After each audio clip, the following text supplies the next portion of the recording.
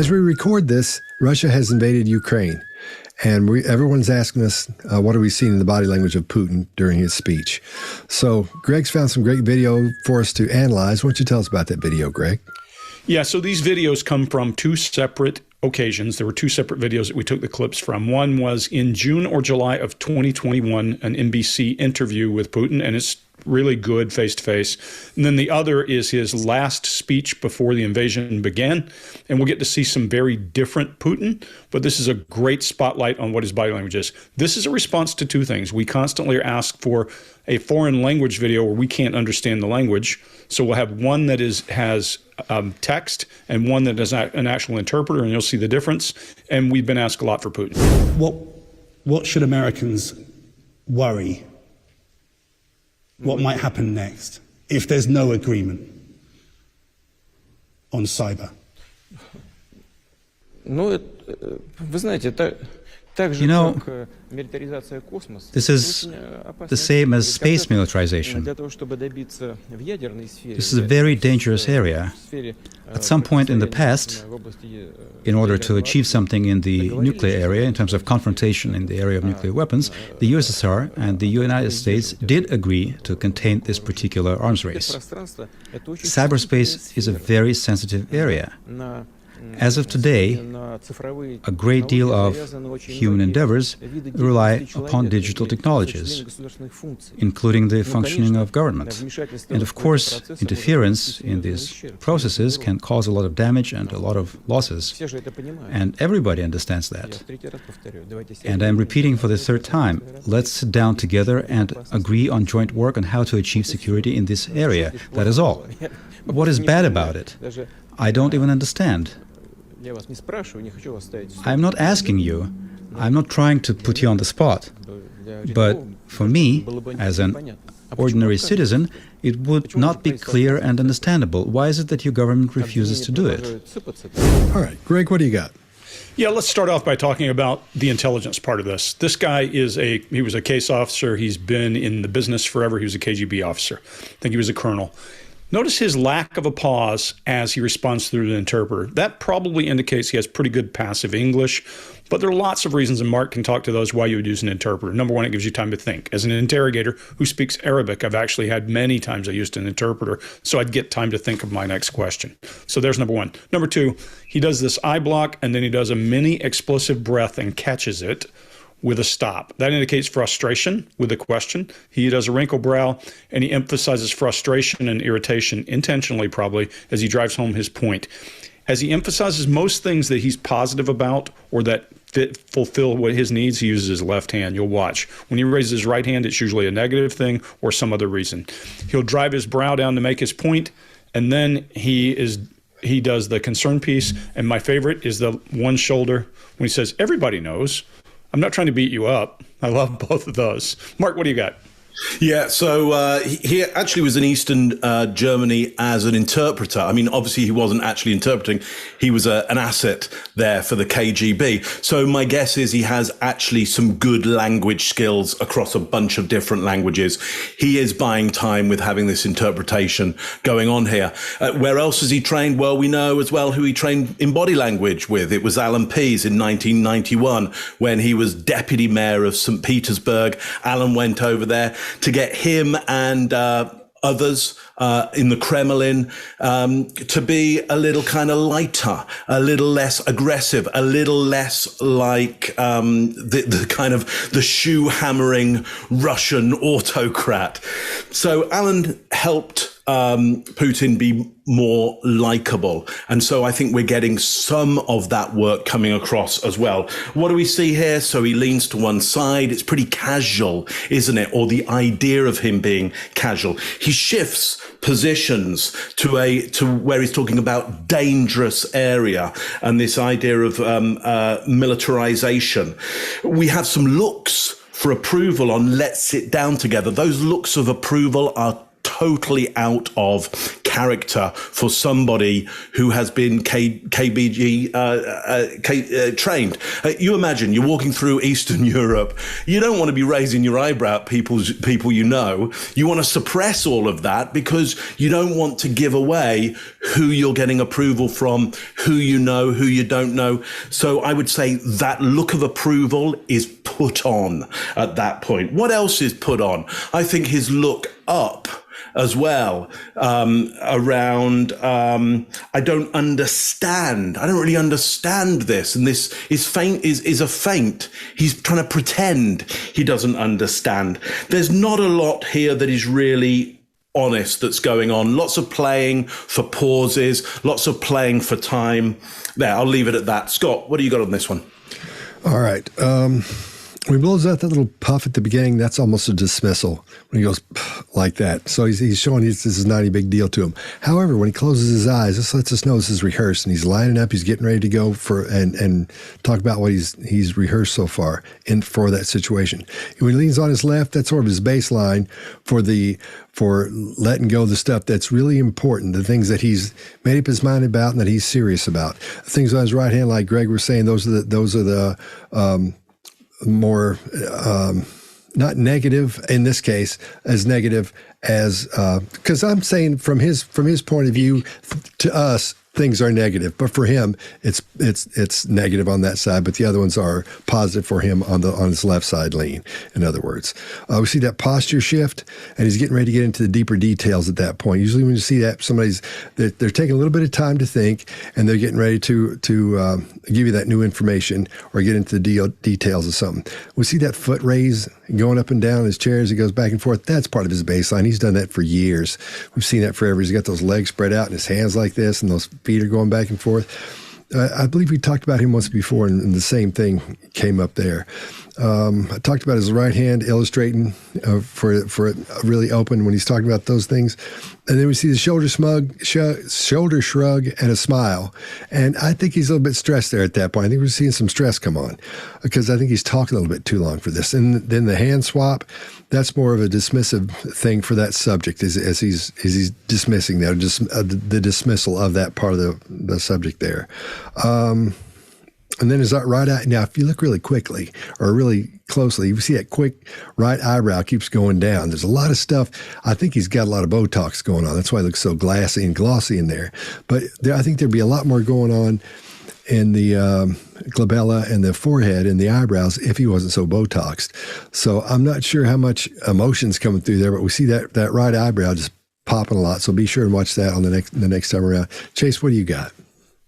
Yeah, I agree with you guys. And that was wonderful to see that there's a positive and negative. That helps us to see how he might view something in a future video. We see an incredible rise in blink rate here. And blink rate means how often we're blinking. And high blink rate means stress. Low blink rate is usually focus. So a person gets either focused on something good or bad, like a target. It's the same thing. But we typically see blink rate go up when someone's being deceptive or when someone's stressed out. So the average is around 15 per minute, and his shoots up to around 70 per minute during his mention about cyber being a dangerous area. We also see some digital flexion. His fingers are curling in towards the chair right when he's talking about cybersecurity being a sensitive area. His foot here, this movement is a baseline, but it doesn't occur all the time. Like, it's not constant throughout the whole interview. So I think it's a valid just to look at when it starts and when it stops. And I think it's just a valid data point. But I think what we're seeing here is his foot's moving for a few different ways. I think he's defaulted to this swivel movement that you're going to see first because the soles of his shoes are brand new. He's wearing brand new shoes. So they're probably smooth. He's probably been doing that before the interview. But this anti-gravity upward kind of movement of the shoe is a technique taught in many spy schools from CIA to MI6. And one of the reasons is the further a body part is from the head, the harder it is to control during anxiety or excitement. That's my rule of thumb. And they teach spies and stuff to burn off excess energy or excess adrenaline by wiggling the feet, curling up the toes. All that kind of stuff is also what you learn in how to beat a polygraph. So he's got a pretty good strategy. And I'm going to illustrate a strategy that's going to apply to almost just about every video that you're going to see here and anywhere else. And here's the exact Putin strategy. Make a statement that nobody can disagree with, that's generalized and high altitude, kind of looking over a big, general, vast thing. Then make two more statements that are equally known to everybody, but gradually focusing more on the topic at hand. Then socialize the consequences or the issue, that everybody understands that, or everyone will understand during this little shrug that he has here. And Putin's more likely to do these little shrugs for agreement, to show that people agree with this. So Putin's next step is discussing simple actions and make the criticism of those simple actions laughable. And finally, he wants to show how he's been victimized, or Russia has been victimized, and then question. He always uses questions, and he doesn't use questions to make you answer them. He uses questions to drive your focus.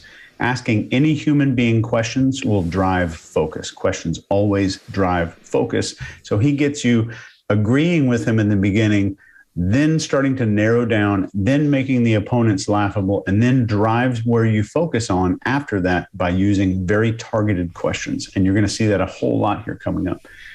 So there's some other stuff with psychology that we're going to be talking about in just a few minutes that I think is fascinating, but that's all I got on this one. Hey, a couple of points to make, guys. Culture matters. So in some cases, we're going to see some things that are cultural, but he's keenly aware of the Western culture and knows what he's doing. Choice of words matter, and we can't tell his choice of words. So we're working off of what we can see. We're working off of body language, and we may miss something cultural. For example, when you pronounce a certain word, your mouth may move a certain way. But what we do know is the mechanics of the trade he came from. So we can see a lot of that in here as well. What should Americans worry? What might happen next if there's no agreement on cyber?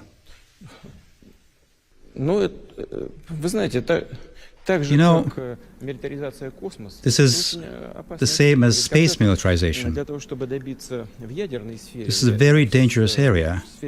At some point in the past, in order to achieve something in the nuclear area, in terms of confrontation in the area of nuclear weapons, the USSR and the United States did agree to contain this particular arms race. Cyberspace is a very sensitive area. As of today, a great deal of human endeavors rely upon digital technologies, including the functioning of government. And of course, interference in these processes can cause a lot of damage and a lot of losses. And everybody understands that. And I'm repeating for the third time, let's sit down together and agree on joint work on how to achieve security in this area. That is all. What is bad about it?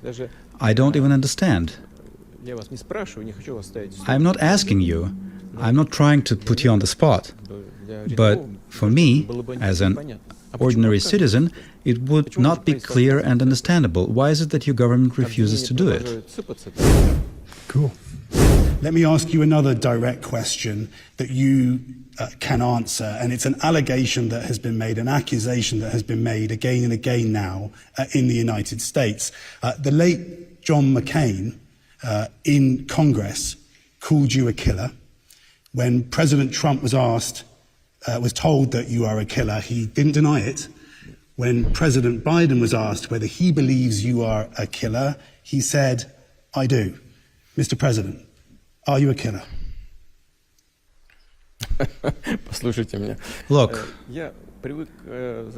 over my tenure, I've gotten used to attacks from all kinds of angles, and from all kinds of directions, under all kinds of pretexts and reasons, and of different caliber and fierceness.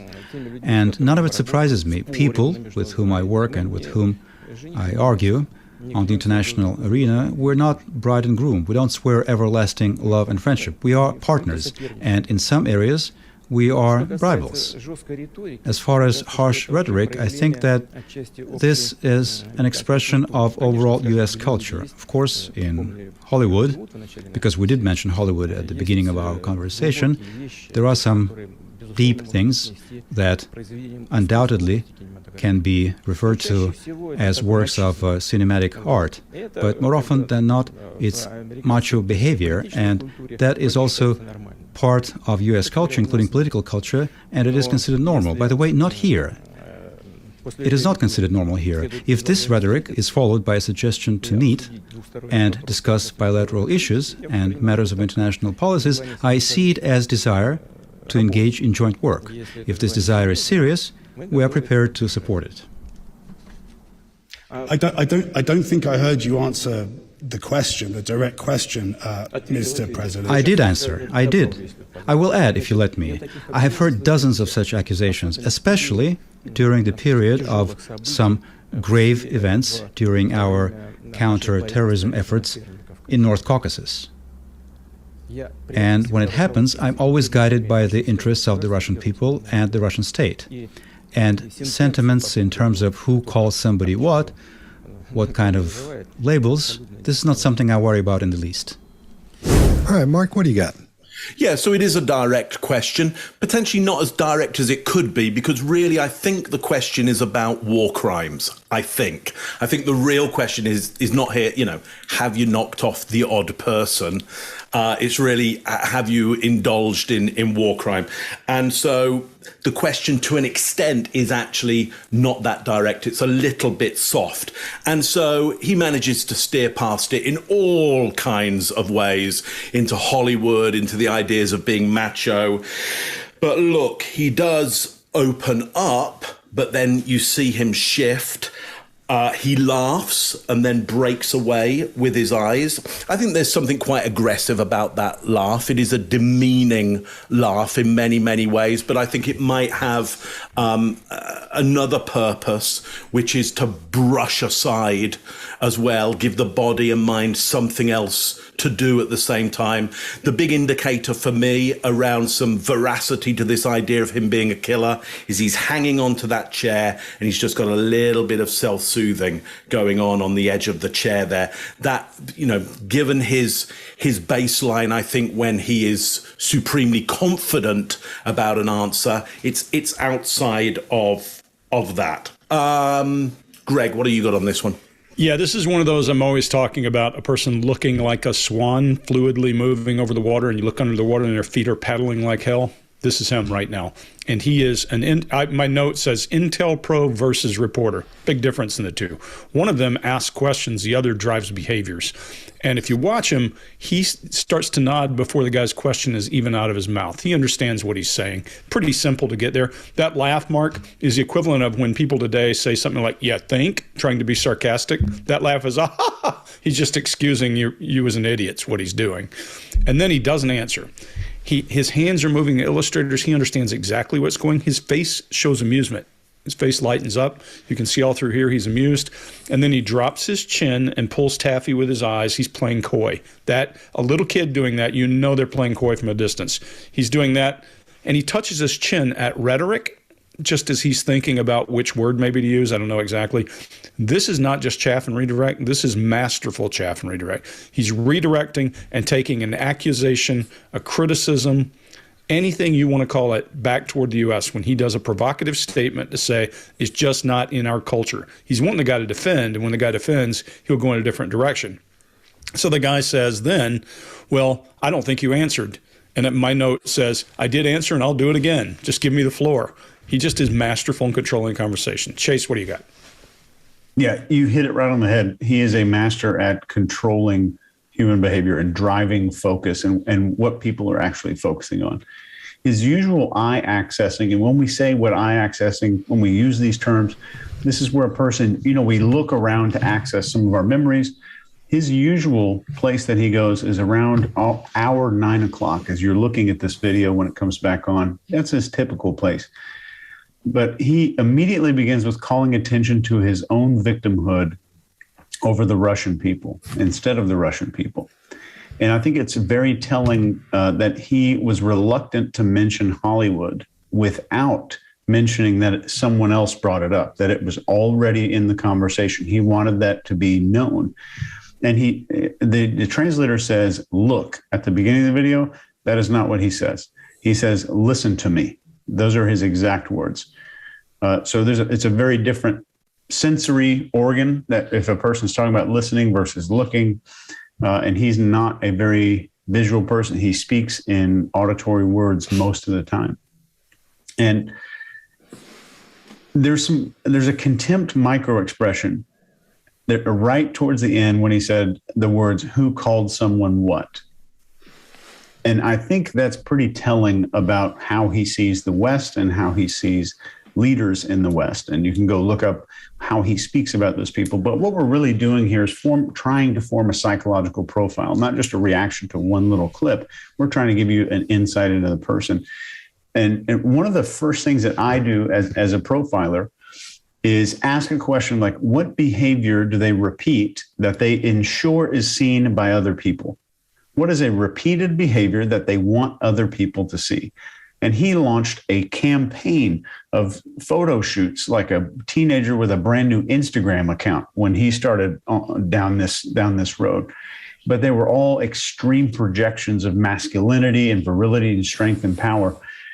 And then, so step 2 of this profile is to understand that this is likely a source of deep-seated insecurities and fears. So there's 2 more steps. Next is this behavior is likely a way to conceal what is usually the opposite of that behavior. So if it's extreme on one end, it's probably concealing something that it's the opposite of. And I think this alone is a really powerful profile by itself, just understanding this about anyone you work with, anyone you're talking to. And we're going to dig into this as we move forward. But it's especially true when it comes to public figures. Scott, what do you got? All right. Well, when he opens up, he's got his eyes closed, that head down, and when he does his head forward, that's an affirmation of "Okay, let's get started," and he understands what's coming, so he knows what's happening. See the arms open and his open smile. That happens pretty quick, and when he does that, it's almost like I don't know, man, because he's asking me if he's a killer or not. So he's like, I don't know, or I'm not aware of that, or I don't know. So like it's almost like a little badge he's giving him there. He's approaching it that way. Then he says, after you're a killer. Or after he says, "Are you a killer?" we see lots of brow movement in there, even surprise going up.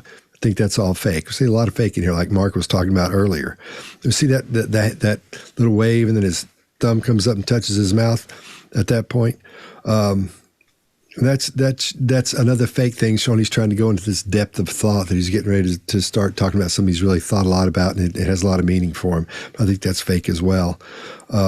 And then his gaze goes away from the interviewer. He's looking over here, talking a lot, because he doesn't want to be interrupted. He's letting this thing go, so he doesn't have that connection where the guy can go like this to stop him. That's what it looks like to me anyway. We see that the large hand illustrator was talking about the differences in the culture there. When he talks about culture, his whole thing is everything he talks about in all these videos, just about every one of them, he's posing the U.S. against Russia. Every time, everything is just bad. How the U.S. is doing this, but they're just trying to do this, and the U.S. is being aggressive, but they're just trying to do that. So it's really something to pay attention to here, because it's really setting up what we're going to see in the second group of videos. Again, the foot tapping, that's another part of his baseline. He does that all the time. That's just helping him keep, like Chase was saying earlier, I'm sure it's helping him stay relaxed, and he just does that quite often. When he says you didn't answer the question, his cadence speeds up. It's a lot quicker, but he gets a lot quieter. Now, when he's doing that, that's when he backs up just a little bit. He's trying to escape from this, but there's no way out, because he's trying to think of what the answer he needs to give. So it sounds like a correct answer to his question, which he really doesn't give. And we see a lot of movement in that left eyebrow, with his head tucked, like Greg was talking about. And these are, in this case, those are sort of defensive cues, because at that point he's sort of in the corner, and he has to come out swinging with this supposedly correct answer to the question that he was given. Let me ask you another direct question that you can answer, and it's an allegation that has been made, an accusation that has been made again and again now in the United States. The late John McCain in Congress called you a killer. When President Trump was told that you are a killer, he didn't deny it. When President Biden was asked whether he believes you are a killer, he said, "I do." Mr. President, are you a killer? Look, Over my tenure, I've gotten used to attacks from all kinds of angles, and from all kinds of directions, under all kinds of pretexts and reasons, and of different caliber and fierceness. And none of it surprises me. People with whom I work and with whom I argue on the international arena, we're not bride and groom. We don't swear everlasting love and friendship. We are partners, and in some areas, we are rivals. As far as harsh rhetoric, I think that this is an expression of overall U.S. culture. Of course, in Hollywood, because we did mention Hollywood at the beginning of our conversation, there are some deep things that undoubtedly can be referred to as works of cinematic art. But more often than not, it's macho behavior, and that is also part of U.S. culture, including political culture, and it is considered normal. By the way, not here. It is not considered normal here. If this rhetoric is followed by a suggestion to meet and discuss bilateral issues and matters of international policies, I see it as desire to engage in joint work. If this desire is serious, we are prepared to support it. I don't think I heard you answer the question, the direct question, Mr. President. I did answer. I did. I will add, if you let me. I have heard dozens of such accusations, especially during the period of some grave events during our counter-terrorism efforts in North Caucasus. And when it happens, I'm always guided by the interests of the Russian people and the Russian state. And sentiments in terms of who calls somebody what kind of labels, this is not something I worry about in the least. All right. We good? All right. In the case of neighboring Ukraine, earlier this year, the European Union said you had more than 100,000 troops on the Ukrainian border. Was that an attempt to get Washington's attention?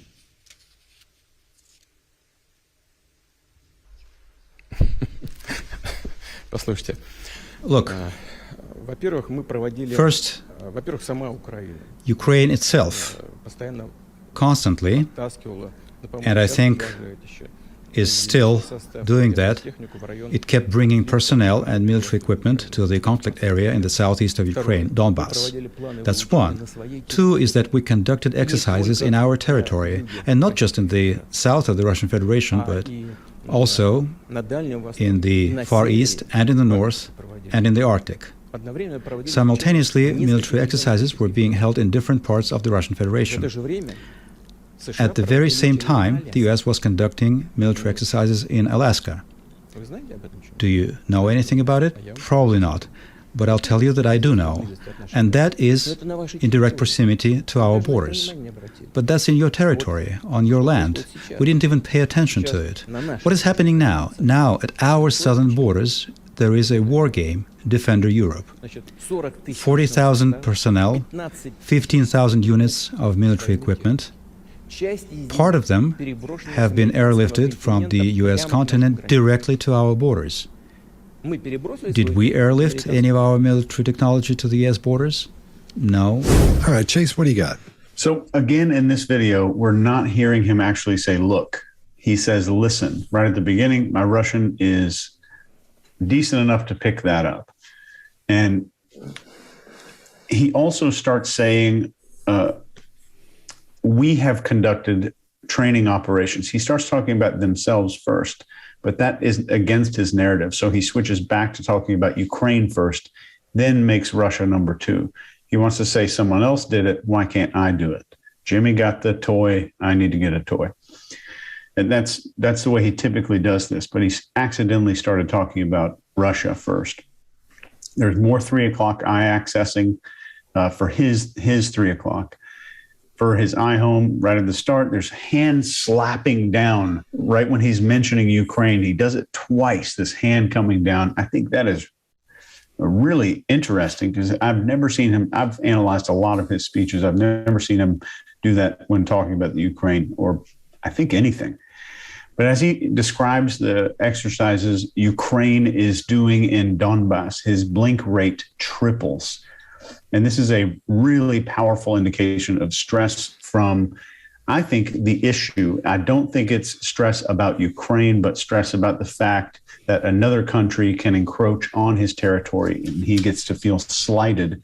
And even more than that, he gets to feel slighted in public. When he was a kid, this is on record, even a teacher reprimanding him in front of his friends, he would go into this wild outrage and outbursts of anger and almost vengeance. So he's known for this. But everything that we're hearing here is fact, fact, fact, and fact. What he's saying is a collection of facts, but that doesn't make this 100% truthful. He's still framing how those facts are shown to you in order to paint Russia and himself as a victim. And he's earned the title in some intelligence circles as the wound collector. And we'll expose a little more about that here in the future. Greg, what do you think? Yeah, let's first start by talking about propaganda. All propaganda is holding up a mirror that you can see what you want to see, not what the truth is. And half-truths are masterfully used in propaganda. Spent a lot of my life tied up in Cold War era, so I know that masterful kind of propaganda that the Soviet Union used, and he grew up in that world. Very different from today. All you have to do is stop short of facts. And when people are amused with themselves that they are getting you and they have you on the ropes, it shows in their face. Look in his face. So he starts off by either this language was more complex than he expected, or he's delaying, because we know he picks up on passive English pretty well. Here he delays and he does a little facial expression and then he answers. To your point, Chase, regardless of whether the interpreter, if the interpreter always says look instead of listen, it could be agreed upon with Putin to say, hey, here's the message I want you to say is look. Or it could be that that guy's very visual and he's just saying, I'm putting him on notice. Same thing. It's why, Scott, you talked about when you interrogated through an interpreter, I always say exactly what that guy says. I want to hear exactly what he says, because you lose something otherwise. So he comes out of there with that amused smile, but it's not genuine. There's no eye engagement. So this is kind of the prey smile, the ha ha ha, I got you now. He telegraphs impatience. He's got a sarcastic smile where part of his face rises and the other part doesn't. And then he puts him on notice. Watch him fold his hands slowly into this. That isn't steepling. That's a power move. And we call that steepling a power move, but this is a power move. When you're doing that, I'm holding back is what that's signaling to the guy. And he's keenly aware he's signaling that.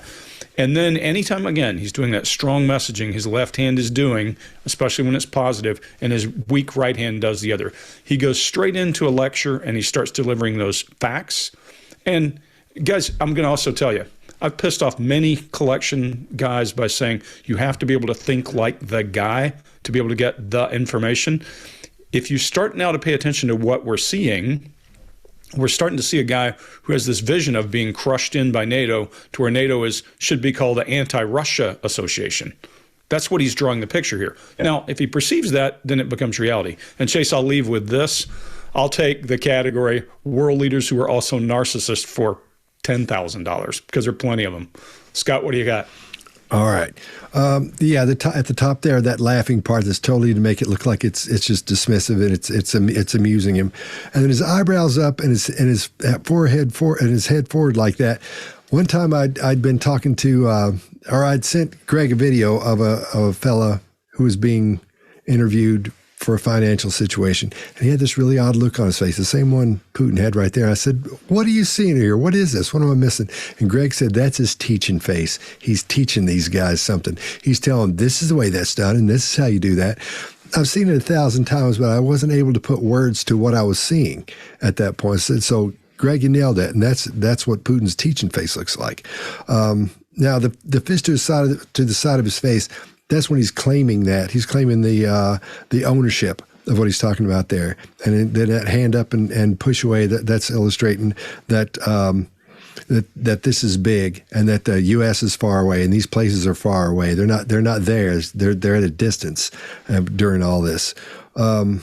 Then he throws his hands out, he sees the interviewer as the same as the U.S. on the same side as the U.S. You're against me. Everybody's against us. Everybody's against what we're doing. So he puts him in the same picture, in other words, as they do things like that, as the U.S., showing that he's on the U.S.'s side as well, and that everybody's against him. All right, Mark, what do you got? Yeah, so Chase, to your point of the hand slap, that is Khrushchev. That is old Russian autocratic. It's the tradition of Russian leadership that he's going back to. And that suggests to me, at this point, he's starting to lose some elements of his training, because I know Alan Pease was brought in to soften those elements.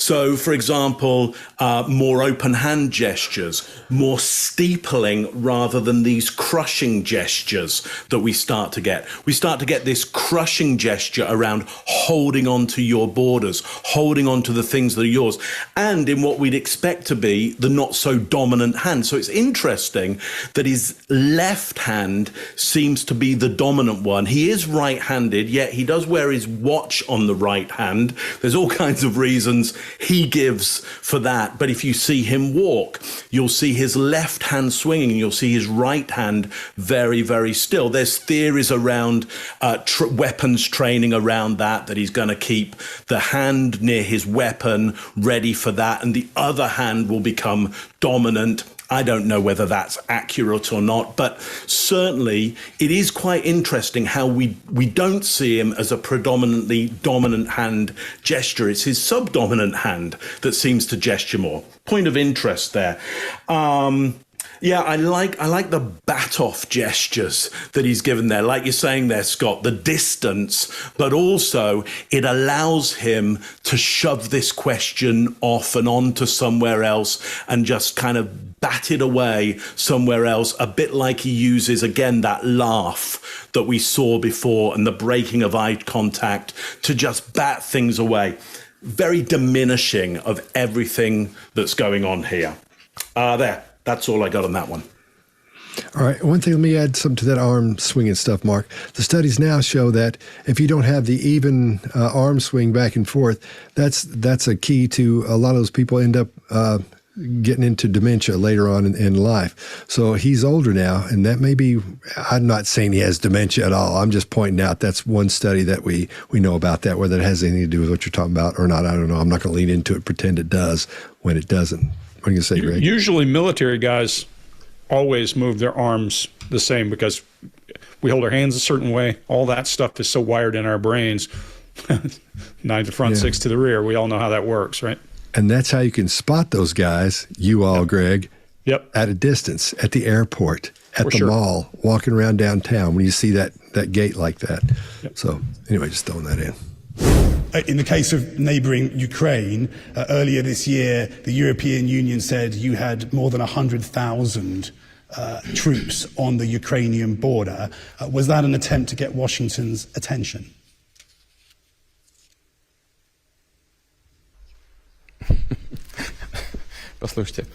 Look, first, Ukraine itself constantly, and I think is still doing that. It kept bringing personnel and military equipment to the conflict area in the southeast of Ukraine, Donbass. That's one. Two is that we conducted exercises in our territory, and not just in the south of the Russian Federation, but also in the Far East and in the North and in the Arctic. Simultaneously, military exercises were being held in different parts of the Russian Federation. At the very same time, the U.S. was conducting military exercises in Alaska. Do you know anything about it? Probably not. But I'll tell you that I do know. And that is in direct proximity to our borders. But that's in your territory, on your land. We didn't even pay attention to it. What is happening now? Now, at our southern borders, there is a war game, Defender Europe. 40,000 personnel, 15,000 units of military equipment. Part of them have been airlifted from the U.S. continent directly to our borders. Did we airlift any of our military technology to the U.S. borders? No. Do you worry that your opposition to NATO has actually strengthened it? For 6 years, NATO has spent more on defense. That's some defense. some defense. During the USSR era, Gorbachev, who is still, thank God, with us, you can ask him, got a promise, a verbal promise. However, it was a promise that there would be NATO expansion to the east. Where are those promises? 2 waves of expansion. Where is that written down? Where is that promise written down? Да-да-да. Вы молодец. Right. Well done. Correct. You've got a point. Nya. Got you good. Надо все закреплять на бумаге. Well, congratulations. Of course, everything should be sealed and written on paper. But what was the point of expanding NATO to the east and bringing this infrastructure to our borders? And all of this before saying that we're the ones who have been acting aggressively? Why? On what basis? Did Russia, after the USSR collapsed, present any threat to the United States or European countries? We voluntarily withdrew our troops from Eastern Europe, leaving them just on empty land. Our people there, military personnel, lived there for decades in what was not normal conditions, including their children. We went to tremendous expenses. And what did we get in response? We got in response infrastructure next to our borders. And now you're saying that we're threatening to somebody. We're conducting war games on a regular basis, including sometimes surprise military exercises. Why should it worry the NATO partners? I just don't understand this. All right, Greg, what do you got? Yeah, so you'll have to bear with me as I geek out a little bit on interrogator talk here. This guy is an intel pro and you can't miss it. He goes to ridicule and criticism. He does pride and ego down, which is when I start to attack you personally. And then he goes to love of country on this guy, trying to get him to feed back. And then he reframes the argument to get to where he wants. In the very beginning of this interchange, you can see he needs a minute or a moment to think. Watch him drift his eyes down left and touch his mouth or his face. So usually I think of this when a person's doing that. Now, could he be signaling that? Sure, but I don't think he is. I think he's preparing what he's going to do.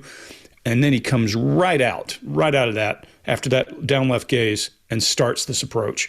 He ridicules him. He does the equivalent of har, har, har, ha, ha, ha. Like when I was a young soldier, we'd make fun of people who would do something really stupid. We'd just laugh out loud at them to be funny, but also to make them change the behavior. If they said something that didn't make sense, we would go at them that way. So he starts down that way. He runs those approaches.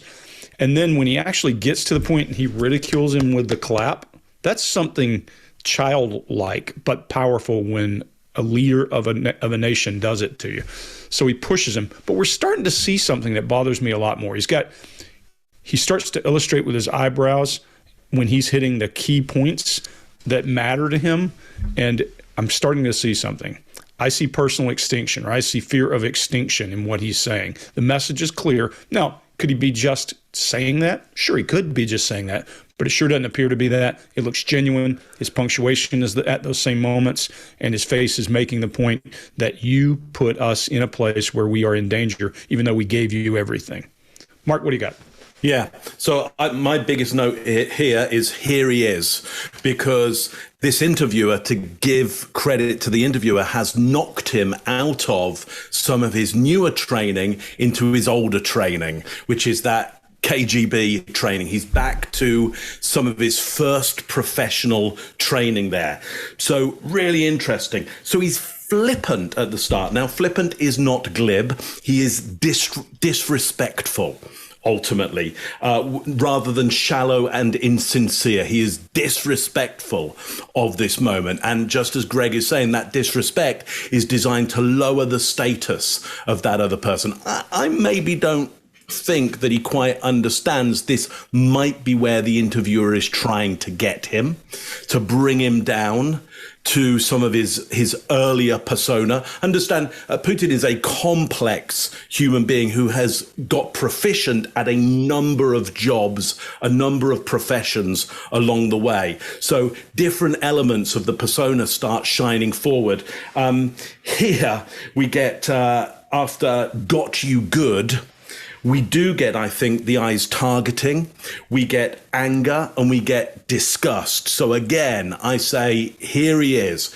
Here's something more of the real Putin. Anger, disgust, and targeted eyes. And then we get his gambit, which is an innocent gambit. I don't I don't understand. I don't really understand this. The playing of innocence, but we do see disgust shine through as well in a micro gesture during that. Chase, what do you got on this one? Yeah, I agree with you guys completely. And on top of the innocence, we also see a victim narrative being displayed there. So it might look like there's some hesitation going on in the beginning of this, but keep in mind that the interpreter in his ear is finishing up translating the question. So that might be, I just don't want to get inundated with comments there. Then I'll have to tell a victim story. So there's no hesitation in there. There's so many this reporter is using worrying, and so if you watch the whole video, he uses the word worry so much. I have no idea why. I could not figure it out. But when he's saying NATO spent more on defense, while that is being translated and while he's processing this question before it's answered at all, we see eye avoidance, blink rate increase, and eye flutter and mouth covering. You know, that Greg, you pointed out right away. And when he's saying, where is it written down? He's shaking his head the whole time. He's showing contempt on his face, which we know what contempt looks like, that one-sided smile, which means we're speaking with disdain or feeling disdain about another person. And there's some narrowing of eyes. And that's interesting because provoking this man to this level of focus is pretty hard to do from all the interviews I've seen him do. And there's also anger. You actually see a flash of anger on his face for one moment. Well, there's two moments, but one where it's really powerful is when he's talking about leaving these military families alone. That made him angry. And I think he's feeling maybe for his people. But we go back to the original Putin strategy where there's fact, fact, fact, fact. There's 4 facts in a row. Then there's questions to drive your focus. What did we get in response, and why should it worry NATO? And finally, with the arm swing, there are 2 open source intelligence agency reports written by a government, I'll just say a government, that suggest that there is an onset or early stages of the onset of Parkinson's disease that is at play. And they've been able to kind of confirm this with a bunch of doctors that I'm not a doctor, but these doctors believe that they're witnessing on video the slow progression into the early stages of Parkinson's. So that might explain the arm swing. I'm not an expert. Scott, what do you got?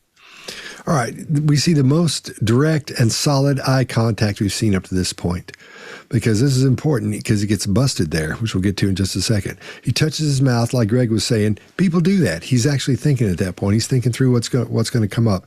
His cadence is strong and steady, and his tone is solid. His volume is solid. Everything's good on that end. And then when he says where is that written down? That's when he's busted. Then you see him stick his tongue out. And what usually happens is you'll see when somebody gets busted, they'll go and put their tongue in their teeth like that. But he does it with his lips because he's contained. He's really at this. He's not really contained, but he's trying to contain those outbursts like Mark was talking about earlier. He's been trained to do that. So when he's busted, he's trying to move on like nothing's happened at all. But then he realizes he can't get past that. So he has to admit to it. He has to call it for what it was. Say, yeah, that's what it was. So hopefully it'll go away and won't look like it means much at that point, because what's he going to do? And then he pushes back in his chair and has his chin down. And this shows that that suggests he feels embarrassed about what happened, but he's still trying to make a comeback from that. Now, I agree, Chase. We see several times the anger expression in here. We would see it more because if you'll pay more attention, Chase, not like that, but if you look really closely, you see a lot of play in the glabella and part of the eyebrows. But again, I believe Botox is playing a part in there, so we're not seeing the subtleties we usually see in there because of that. Do you worry that your opposition to NATO has actually strengthened it? For 6 years, NATO has spent more on defense. That's some defense. Some defense. During the USSR era, Gorbachev, who is still, thank God, with us, you can ask him, got a verbal promise. However, it was a promise that there would be NATO expansion to the east. Where are those promises? 2 waves of expansion. Where is that written down? Where is that promise written down? Да-да-да. Вы молодец. Right. Well done. Correct. You've got a point. Ня, got you good. Надо все закреплять на бумаге. Well, congratulations. Of course, everything should be sealed and written on paper. But what was the point of expanding NATO to the east and bringing this infrastructure to our borders? And all of this before saying that we're the ones who have been acting aggressively? Why? On what basis? Did Russia, after the USSR collapsed, present any threat to the United States or European countries? We voluntarily withdrew our troops from Eastern Europe, leaving them just on empty land. Our people there, military personnel, lived there for decades in what was not normal conditions, including their children. We went to tremendous expenses. And what did we get in response? We got in response infrastructure next to our borders. And now you're saying that we're threatening to somebody. We're conducting war games on a regular basis, including sometimes surprise military exercises. Why should it worry the NATO partners? I just don't understand this. All right. We good? Yeah. Smooth. Will you commit now not to send any further Russian troops into Ukrainian sovereign territory? Послушайте меня. Look, did we say that we were planning to send our armed formations anywhere? We conducted war games in our territory. How can this not be clear? I'm saying it again because I want your audience to hear it. I want your listeners to hear it, both on the screens of their television sets and on the internet. We conducted military exercises in our territory. Imagine if we sent our troops into direct proximity to your borders. What would have been your response? We didn't do that. We did it in our territory. You conducted war games in Alaska. God bless you. But you had crossed an ocean, brought thousands of personnel and thousands of units of military equipment close to our borders, and yet you believe that we're acting aggressively, and somehow you're not. Just look at that. Pot calling the kettle black. All right, Mark, what do you got? Yeah, so I don't think he really answers the question, but he does invoke this idea of tit for tat, which when people start taking up arms, tit for tat, you know, I do one thing, they do the other. You ever seen the Laurel and Hardy film, Tit for Tat? Very, very funny. This is not very, very funny. It's very, very funny when Laurel and Hardy do it. Very, very serious when armed forces start doing tit for tat. So I don't like that comes in at this point, where I just noticed when we were watching that replay, when he talks about territory, he shows disdain. So again, Chase, to your point that we saw it earlier on, disdain isn't just disdain for an individual. Disdain is a whole society. It's a whole group. Again, worrying when you start to talk about armed forces, because it's not going to war with an individual. You are going to war with that whole group. You don't have a problem with one person. You got a whole problem with a group of people. So this is setting up for what is to come later on. Now he mocks with this kind of tight protective gesture, I think, around the idea of America's Alaskan borders with Russia. It is mocking, it is flippant again, and disrespectful. And then we have this tilt of the head at the end and the kind of movement of the mouth at the end. Again, soft gestures that I certainly know Alan Pease was responsible for helping him with, to be just a little bit softer. But that really is a regulator at the end to go, you know what, job done. I've mocked you, job done, point scored on that one.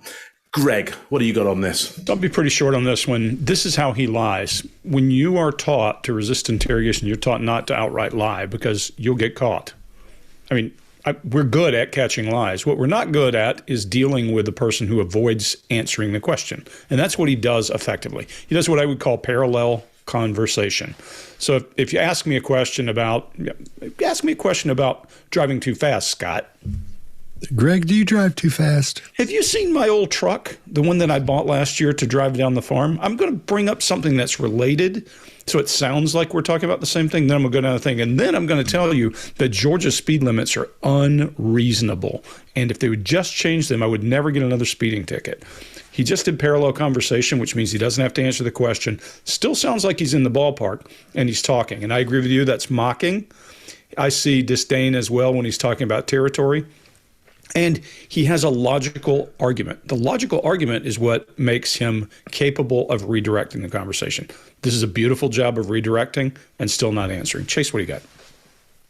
If everything is true that he said here, which all those things are true, and if that were the whole picture, I would be in 100% agreement with Putin. He frames this like a master. And I think I'm going to go out on a limb here. I think the interviewer is a good person. The interviewer is probably extremely sharp and intelligent, but it's absolutely no match for this level of training and this level of polish that this person has. Imagine going from like Jason Bourne to being in the White House. You'd outperform a lot of people. And I think that's what we're seeing here, the way he masterfully weaves this. Putin uses even deeper levels of his methods here. He gets us to agree with him that we're watching this on a screen and we're watching it on the internet. He automatically gets us to say, oh, wow, he's saying something that's happening to me right now. So I'm starting to buy into what's going on just with this stupid little comment. So I went back and watched several hours of past video today. I downloaded it, watched it on the airplane. And he is very consistent with these shoulder shrugs to get buy-in from the other person and the right for positive things, his left hand for negative or controversial things that he doesn't like or he views as negative. But he continues the method here. Take a look at the video when it comes back up. Fact, fact, fact, imaginary scenario, and then using questions to drive your focus. And I guarantee you, even knowing this formula, it's going to work and it will drive where you're focused on. You could see it in the video coming up. Scott? All right, I'm going to touch on a little bit of, I think we're all seeing the same stuff here pretty much. So I'll be just touching a different spot on what you guys have covered. At the very beginning, we see that quick little lip purse at the beginning. That indicates that he doesn't agree with this. He sees this as a problem. Then we see his eyes darting around. And when people's eyes dart around, they're processing a threat or negative information. When he lips his lips, he's preparing to speak at that point. There's really not much there. He's just prepping to speak. And he's pretty aggressive at this point. He gets his head going forward. We're seeing a lot of aggressive facial expressions. We're seeing anger, and like you guys were saying, disdain as well when it comes to the U.S. And he's using the most illustrators we've seen so far up to this point, or the largest ones we've seen so far. But he's really aggressive at this point. Will you commit now not to send any further Russian troops into Ukrainian sovereign territory? Look, did we say that we were planning to send our armed formations anywhere? We conducted war games in our territory. How can this not be clear? I'm saying it again because I want your audience to hear it.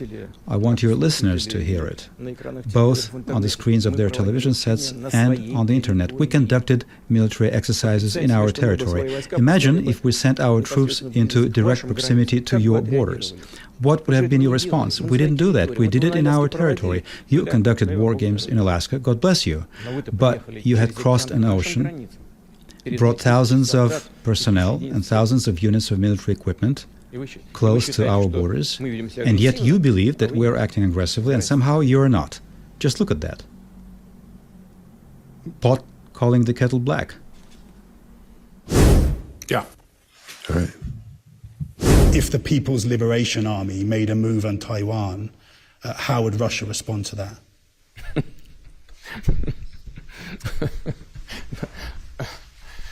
Are you aware of China's plans to militarily solve the Taiwan problem? I don't know anything about that. As we frequently say, politics do not require the subjunctive mood.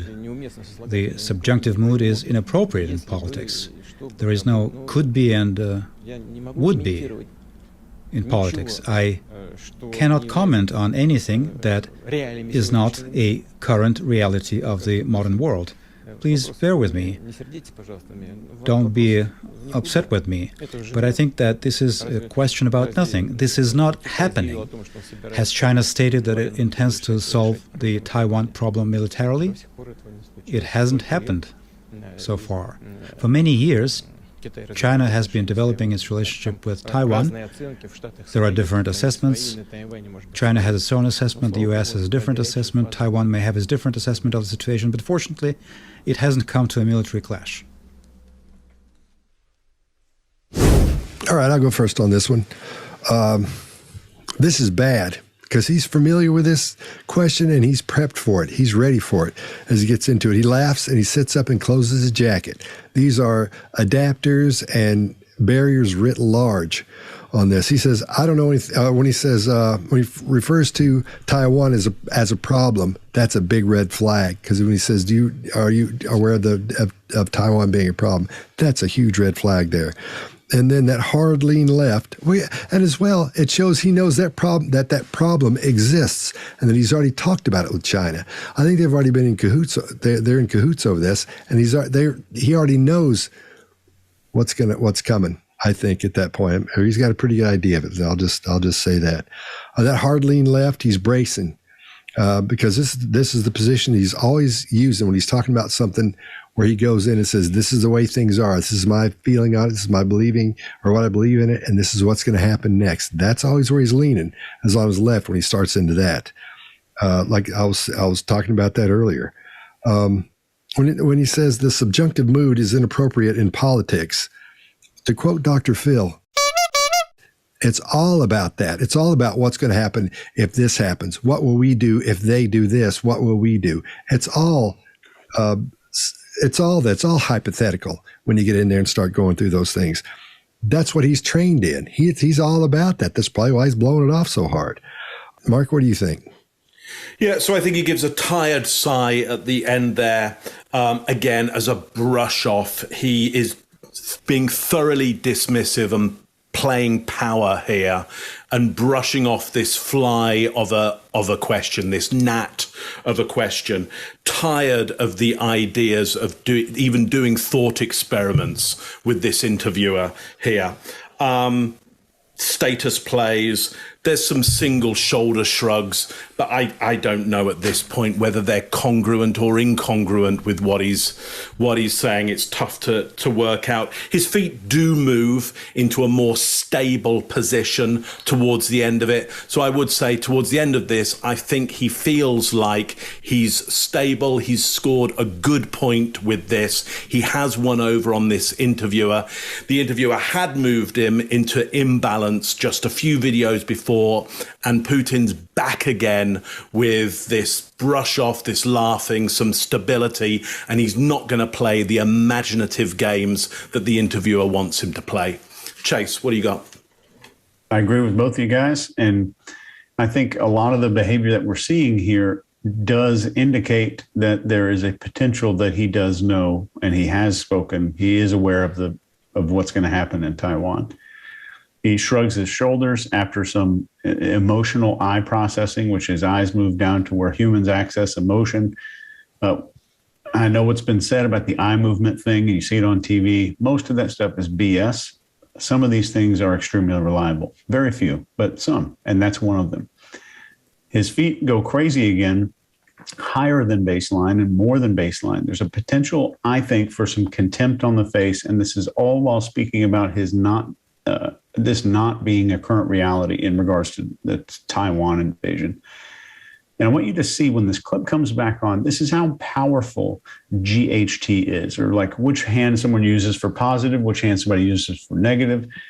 GHT is so powerful. You can see it, I think, 6 times in this video, go from negative to positive, negative to positive. You can see it perfectly. And it's right at the moment that he discusses the name of each one of these countries and whether he sees them as good or bad. So watch out for this negative and positive hand movement the next time you see him start speaking, now that this invasion has begun into Ukraine. That's all I got there. Scott? Or, I'm sorry, Greg. Yeah, so a couple of things. Scott, I think when he says the problem, I think it's common usage between them that I believe China calls it the Taiwan problem. So it may be why he's using that word. However, I do believe he knows more than's going on. My note for this says sarcastic, foolish boy lecture is what this is. When he comes right out of the gate, that laugh is, yeah, sure, it's dismissive. He does some eye blocking, and he's genuinely amused. You can't miss it. There's a of exasperation, like, I can't believe you're bringing this up. He starts to lecture, and as he starts talking about China's plans, you see him lecture, and then he does kind of a lip grip. Now, here's one caveat and one red flag. I know for a fact from Russian friends that there's some sound they make when they're talking, and they go like that. It's a tss sound, and they draw their lips back. So I'm always cautious when I'm talking about a Russian. But I see a lip grip when he's talking about China's plans, like he's doing some withheld information, whether it's emotion or something else. I also see him lecturing him with sarcasm in his face and telling him exactly how things are because he doesn't know. And Chase, I agree with you. He's masterful at using his shoulders at the right time. This to me feels like, yeah, he probably knows. And when you see that eye movement down right, down left we associate with internal voice or trying to figure out how things work. Down right, we associate with emotion. And when a person's talking about a relationship that may be developing, may be complex, you would expect them to be thinking about it from an emotional point of view and how to integrate that into what they're thinking and how to talk about it effectively. So it doesn't surprise me. By the way, most common thing I see in complex business problems every day when I'm dealing with corporate America is you talk to a leader and they're trying to figure out how something will work. It's, how do I explain this? How does it work? I feel this way. You can see it. I see it all the time. It's when I know that a leader's up against the wall and they don't know how to deal with the situation. So it's powerful. And in this case, it might be a good indicator. That's it. So what's this thing with the side of the mouth? There's a sound. They draw their mouth back. When they're doing some kind of a sound, they'll make a kind of a sound. What does it mean? TS kind of sound. It's just the way, it's a letter. Remember, all languages have sounds that others don't. Arabic has a single sound called dod, and no other language has it. So some languages have odd sounds, others don't. I think Greek has that too. So I see it when Tina says it. I thought I was missing something at that point. No. If the People's Liberation Army made a move on Taiwan, how would Russia respond to that?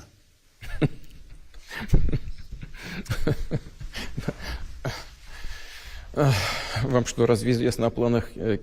you aware of China's plans to militarily solve the Taiwan problem? I don't know anything about that. As we frequently say, politics do not require the subjunctive mood. The subjunctive mood is inappropriate in politics. There is no could be and would be in politics. I cannot comment on anything that is not a current reality of the modern world. Please bear with me. Don't be upset with me. But I think that this is a question about nothing. This is not happening. Has China stated that it intends to solve the Taiwan problem militarily? It hasn't happened so far. For many years, China has been developing its relationship with Taiwan. There are different assessments. China has its own assessment, the US has a different assessment, Taiwan may have its different assessment of the situation, but fortunately, it hasn't come to a military clash.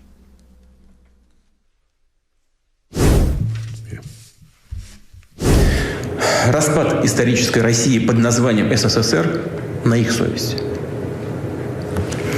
Несмотря на все эти несправедливости, обман и откровенный грабеж России, наш народ, именно народ, признал новые геополитические реалии, возникшие после распада СССР, признал новые независимые государства. И не только признал. Россия сама, находясь тогда в труднейшем положении, помогала партнерам по СНГ. В том числе украинским коллегам, от которых прямо с момента провозглашения независимости стали поступать многочисленные запросы о материальной поддержке. И наша страна оказывала такую поддержку с уважением к достоинству и суверенитету Украины. По экспертным оценкам, которые подтверждаются простым подсчетом цен на наши энергоносители, объемов льготных кредитов, экономических и торговых преференций, которые Россия предоставляла Украине, общая выгода для украинского бюджета на период с 1991 по 2013 годы составила порядка 250 миллиардов долларов. Но и это далеко не все. К концу 1991 года долговые обязательства СССР перед иностранными государствами и международными фондами составляли порядка 100 миллиардов долларов. И первоначально предполагалось, что эти кредиты будут возвращаться всеми республиками бывшего СССР солидарно, пропорционально их экономическому потенциалу. Однако Россия взяла на себя погашение всего советского долга и полностью по нему рассчиталась. Окончательно завершила этот процесс в 2017 году. Взамен новые независимые государства должны были отказаться от своей части советских зарубежных активов. И соответствующие соглашения в декабре 1994 года были достигнуты с Украиной. Однако Киев эти соглашения не ратифицировал. All right, Chase, what do you got? When Putin was interviewed about why he wanted to become a spy, before, like, why he wanted to join the KGB, one of the key phrases that really stood out to me was that he said, quote, "One spy could decide the fate of thousands of people." And I think that speaks to his personality. And like we said earlier, Putin went crazy with these photo ops. They were staged. No judgment. I've posed for a whole lot of stuff just to look cool on the internet before. But these were way over the top. They were almost this satirical illustration of masculinity, strength, and this vigor. And we're seeing the same level of narcissistic behavior start to express itself. And this is a crystal clear example of what I continually say, that all of us, all humans, are an adult product of childhood suffering and childhood reward. He had a rough upbringing, and he learned a lot of this stuff. So Putin used the rage and these overreactive responses to negative stimuli as a child, and what some people call wound collecting, and it worked for him. If it worked, like Greg always says, if you're a subscriber to the show, Greg always says the organism is going to do what makes it survive. And it worked. So we all find a little behavior pattern that works for us as kids in response to threats or anything that could hurt us. And this was his, and we're seeing that play out on now a global scale, probably a behavior learned in childhood. And we're seeing these narcissistic behaviors start to play out. And it's even worse because he is social.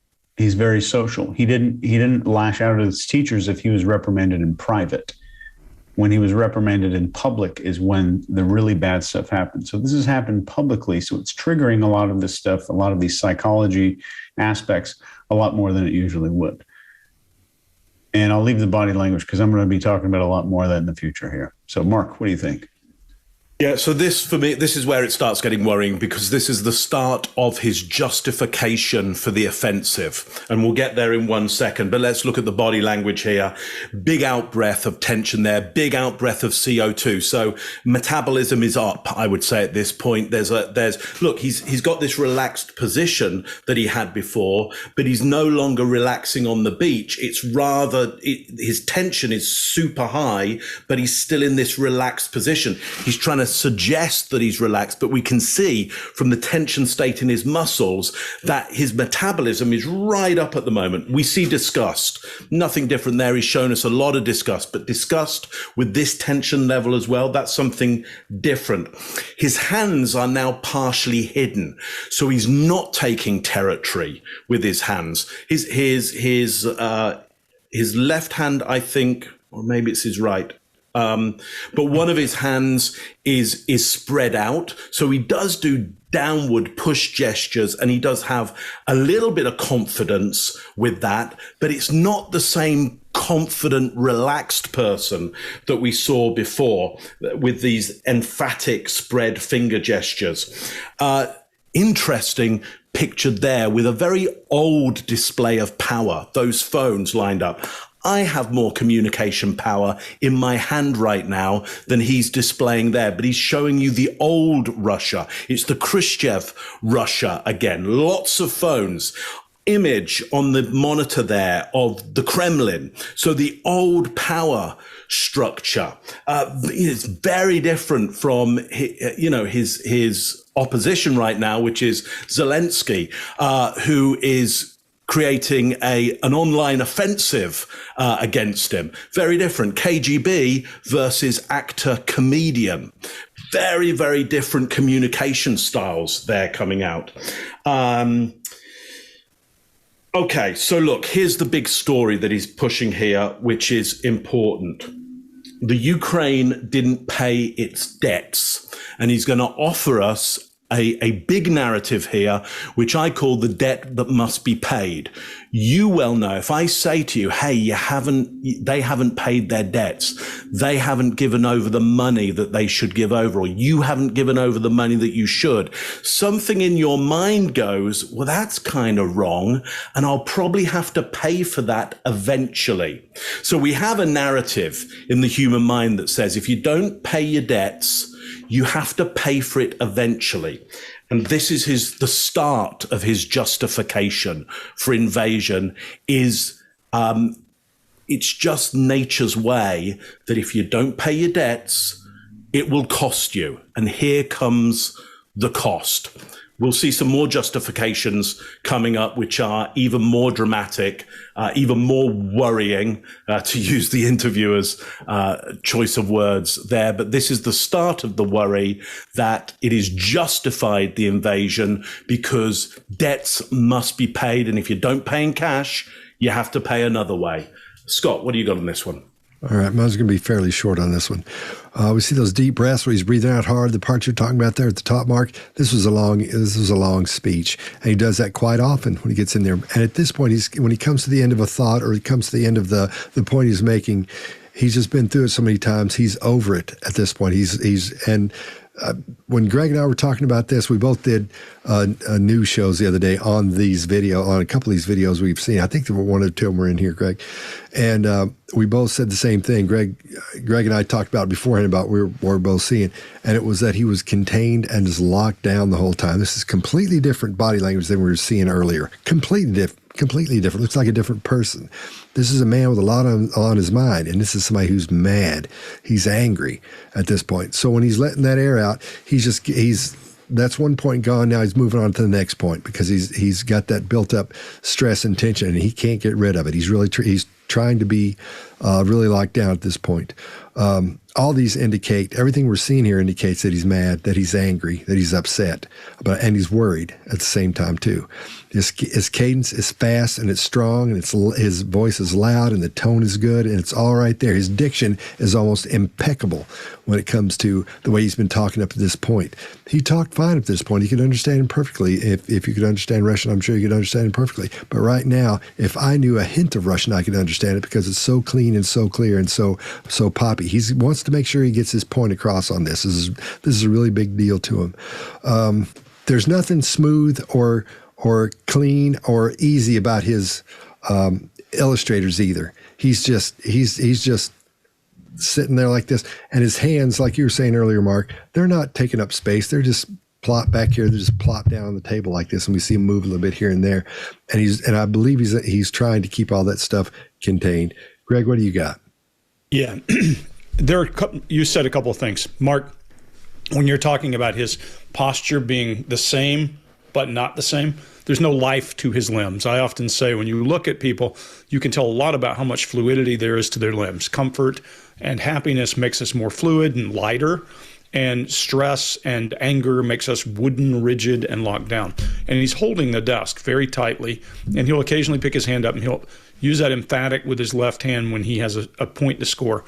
He's gone away from passion. You don't hear passion here. He looked fluid and passionate in the other thing. He looks wooden here. He's lecturing, browbeating, head down. He's telling. His posture now is about telling, and he's going to tell you how it is. He enunciates because this is a speech, and he needs it to be clear what he's saying. And he's starting down a path. And Chase, you're right. I always say the organism does what made the organism successful. He's not in this case, which scares the hell out of me. Because what he's doing is he's not going, we are Russia, we have a right. He's starting to play the blame game and the we got cheated game. It's clear. He says, look, we cleared all that out. And his hands are very clear when he illustrates. He's saying, look, Russia paid their dues. Russia did all this. His illustrators are clear. But then he's using, unlike Russians typically, to your point, Mark, maybe it's Alan got through to them, but at the same time, that pounding the desk was, we will bury you. We have the right. Every Russian leader has said, we are Russia. We have the right. All of them, he's not. He's starting to say we got cheated and we're going to do it because we got cheated. That's new for him. That scares me a little bit. Распад исторической России под названием СССР на их совести. Несмотря на все эти несправедливости, обман и откровенный грабеж России, наш народ, именно народ, признал новые геополитические реалии, возникшие после распада СССР, признал новые независимые государства. И не только признал. Россия сама, находясь тогда в труднейшем положении, помогала партнерам по СНГ. В том числе украинским коллегам, от которых прямо с момента провозглашения независимости стали поступать многочисленные запросы о материальной поддержке. И наша страна оказывала такую поддержку с уважением к достоинству и суверенитету Украины. По экспертным оценкам, которые подтверждаются простым подсчетом цен на наши энергоносители, объемов льготных кредитов, экономических и торговых преференций, которые Россия предоставляла Украине, общая выгода для украинского бюджета на период с 1991 по 2013 годы составила порядка 250 миллиардов долларов. Но и это далеко не все. К концу 1991 года долговые обязательства СССР перед иностранными государствами и международными фондами составляли порядка 100 миллиардов долларов. И первоначально предполагалось, что эти кредиты будут возвращаться всеми республиками бывшего СССР солидарно, пропорционально их экономическому потенциалу. Однако Россия взяла на себя погашение всего советского долга и полностью по нему рассчиталась. Окончательно завершила этот процесс в 2017 году. Взамен новые независимые государства должны были отказаться от своей части советских зарубежных активов. И соответствующие соглашения в декабре 1994 года были достигнуты с Украиной. Однако Киев эти соглашения не ратифицировал. Вместо партнерства стало превалировать иждивенчество, которое со стороны киевских официальных властей подчас приобретало абсолютно бесцеремонный характер. Достаточно вспомнить перманентный шантаж в сфере энергетического транзита и банальное воровство газа. Добавлю, что в Киеве пытались использовать диалог с Россией как предлог для торга с Западом, шантажировали его сближением с Москвой, выбивая для себя преференции. Но в противном случае будет расти российское влияние на Украине. При этом украинские власти изначально, хочу это подчеркнуть, именно с первых шагов стали строить свою государственность на отрицании всего, что нас объединяет. Стремились исковеркать сознание, историческую память миллионов людей, целых поколений, живущих на Украине. Неудивительно, что украинское общество столкнулось с ростом крайнего национализма, который быстро приобрел форму агрессивной русофобии и неонацизма. Отсюда и участие украинских националистов и неонацистов в бандах террористов на Северном Кавказе. Все громче звучащие территориальные претензии к России. Свою роль сыграли и внешние силы, которые с помощью разветвленной сети НКО и спецслужб выращивали на Украине свою клиентуру и продвигали ее представителей во власть. Важно понимать и то, что Украина, по сути, никогда не имела устойчивой традиции своей подлинной государственности. И начиная с 1991 года пошла по пути механического копирования чужих моделей, оторванных как от истории, так и от украинских реалий. Политические и государственные институты постоянно перекраивались в угоду быстро сформировавшихся кланов с их собственными корыстными интересами, не имеющими ничего общего с интересами народа Украины. All right, Mark, what do you got? Yep. So here is where the justification offensive really starts. I'm just going to focus on the words. Now, I don't know how accurate the words are in this translation. So either it's worse than I think or it might be better than I think. But let me tell you what I've got. So here's how he's framing Ukraine.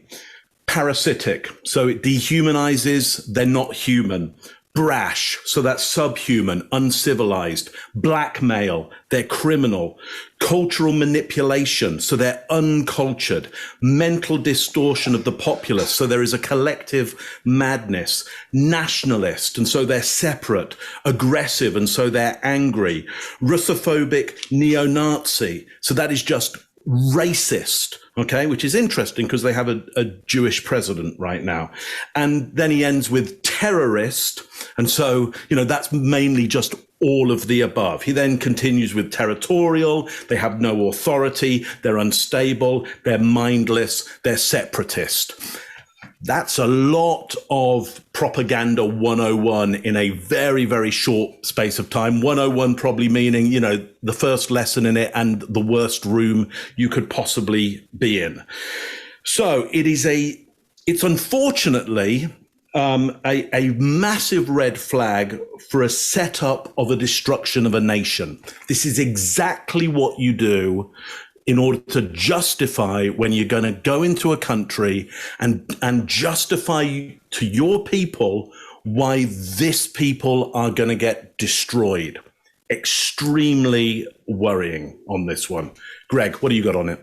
Yeah, so a true believer does not know that they're not telling the truth because to them it is the truth. That's the first thing to remember. So when we watch him, he's coming out of the gate. His right hand is what he uses when he's delivering some message that he's not sure how to be perceived. His left hand is driving points that he perceives as power and that kind of thing. I don't know if it's negative or positive, but I think when he's uncertain, his right hand comes in, or if he needs to make a really emphatic, we'll see it later. It's interesting to listen to his cadence. You don't have to be able to speak his language. I say this all the time. I grew up in a world where people speak many different languages in my Army career. And even in my own personal life with my in-laws, I'm like a dog in the room. I understand every fifth word. I'm like, whatever they say, I'll pick up on. So if you pay attention, you'll hear the smooth cadence as he gets up to Ukrainian nationalist, and then a pause and concern and his face wrench when he says neo-Nazis.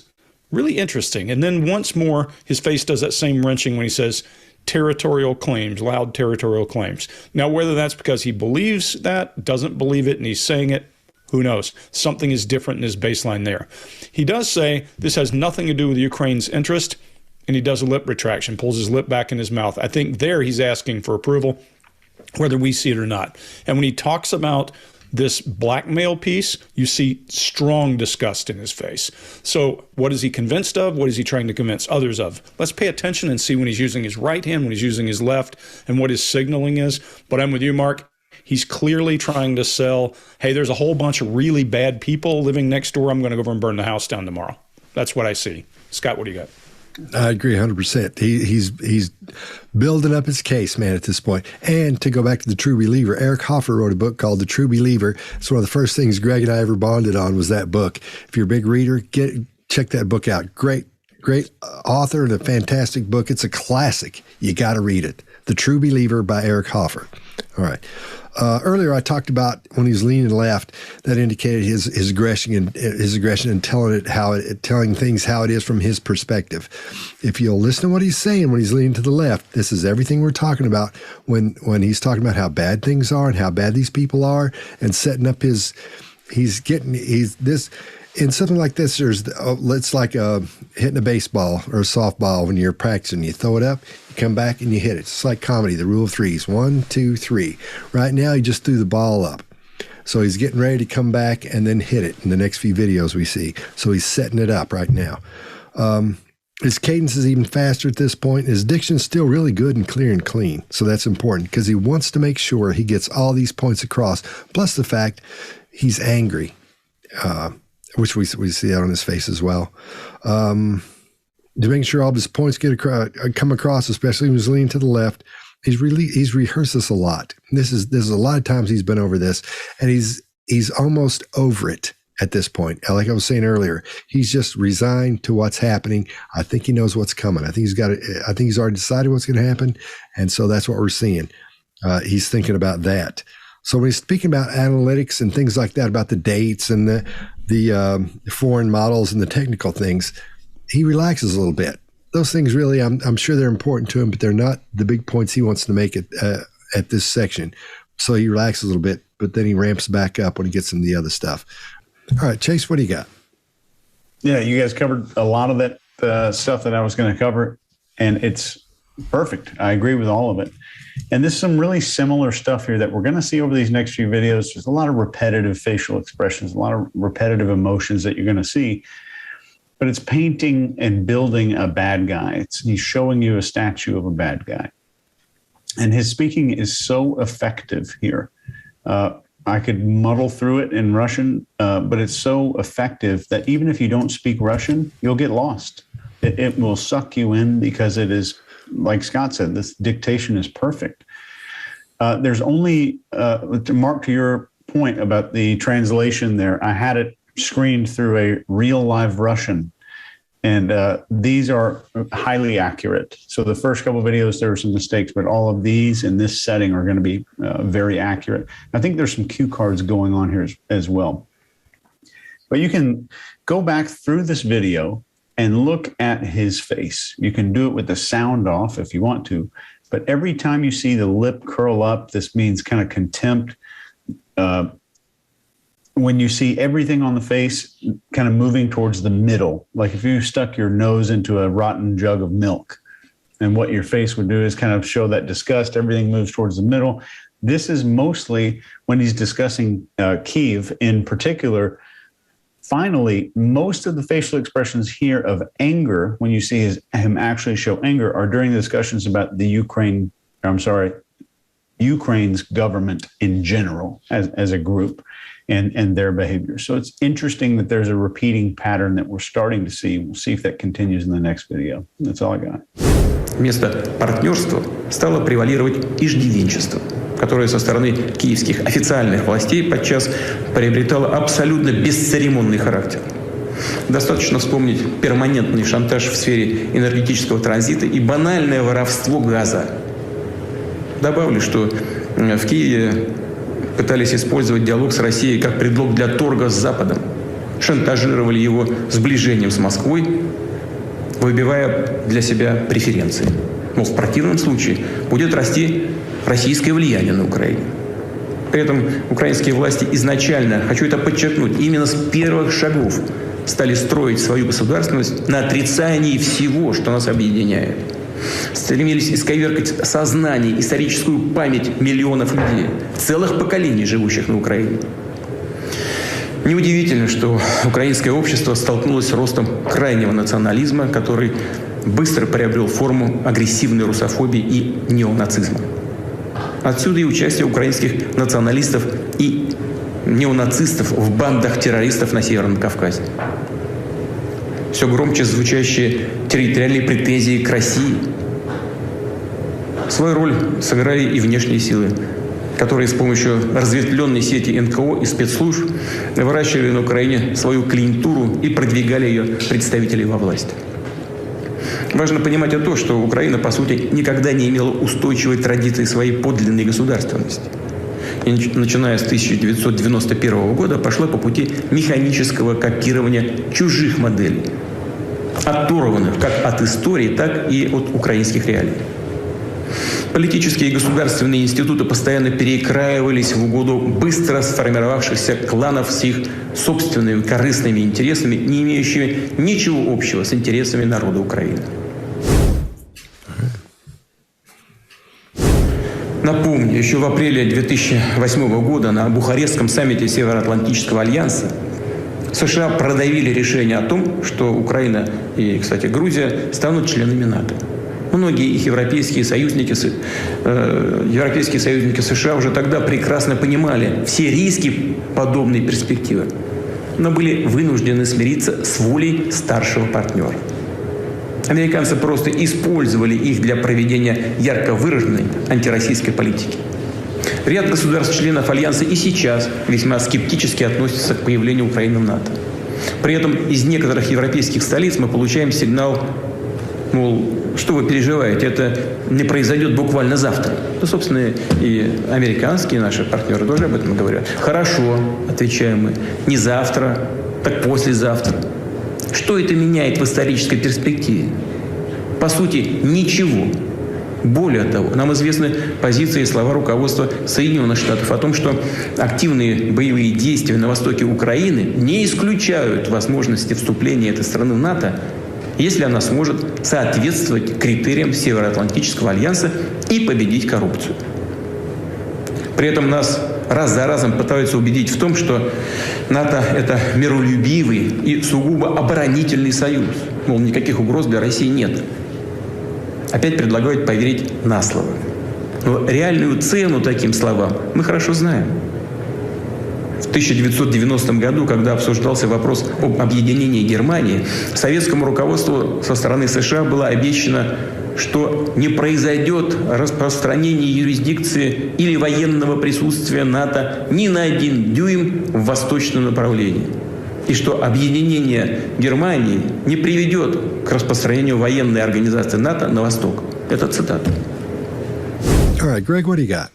So this one for me is pretty loaded. He starts off with a couple of adapters. He even does a little subdued finger drum, so he's releasing nervous energy. My headline for this is inflamed, contemptuous, and helpless. So here comes his key message. He does emphasis with his left hand almost to the point of pounding and has contempt in his face as he gets up to a single finger and points out the senior partner in the situation, being the U.S. So he's pointing out the hidden perpetrator, Chase, your thing, the vanishing perpetrator. He's calling out a perpetrator. The U.S. caused this problem. His voice tone changes. He goes to frustration. And then his right hand starts to slam down in emphatic. And he rolls his hand up like a helpless palm, and his elbow goes away from his side. If he did that intentionally, that's masterful, because that's the sign of helplessness. Look, what can I do? And his face shows disgust at the same time. Then his voice tone and his brow take on this plaintive kind of thing for, what am I going to do? They won't even exclude them. They get all these human rights violations. Then he does that both sides of his mouth down kind of thing at contempt and, at disgust around this is how they see it. And then he does kind of a win some, lose some kind of look as he gets to the end of it and shows contempt in his face very clearly when he's talking about an agreement that NATO would not move 1 inch. This is starting to show the picture of what he's angry about and who he's angry with, in my opinion. Scott, what do you got? All right. You're right about the cadence. It's back to speeding up again. And his right hand is gesturing, just like you were saying. Those illustrators are indicating that these points are the most important to him right now. I'm trying to cover stuff he didn't cover. Lots of expression and anger in his teaching face. Again, there's something I learned from Greg a while back. And these are morphing quickly into other expressions, which aren't big. These are the expressions we're seeing mostly are anger and sort of a blank face, So let's talk about mood for a minute. We don't often talk about moods on here. And quite often what happens with a mood is you, in other words, re-experience something you experienced earlier. Your brain goes back and revisits the emotions you were feeling earlier, and that brings it into the spot you're in now. We could all be talking and everything be good, but somebody would be in a bad mood, quote unquote. So what's happening there is they're just remembering those emotions, be they, whether they're anger or sadness or whatever the emotion is, that brings it back, that they're living through that as you're talking to them. And from here, I think he's showing the mood of anger and resolve at the same time, because he's been talking about this and he's really mad. Obviously, he would be, because this is the main thing going on right now. So we're seeing that mood of anger because of his thoughts leading up to this. Speeches he's given before, we haven't seen him like this before. Maybe a long time ago, but not in the past 10 years. I don't think that I'm aware of. So his mood, I think those conversations and those statements he's been making and being mad earlier are setting the mood for this speech we're seeing here. All right, Chase, what do you got? I studied Parkinson's, since we're kind of on this for a couple of years, and I've took some ridiculously long exams on it, but I'm not a doctor.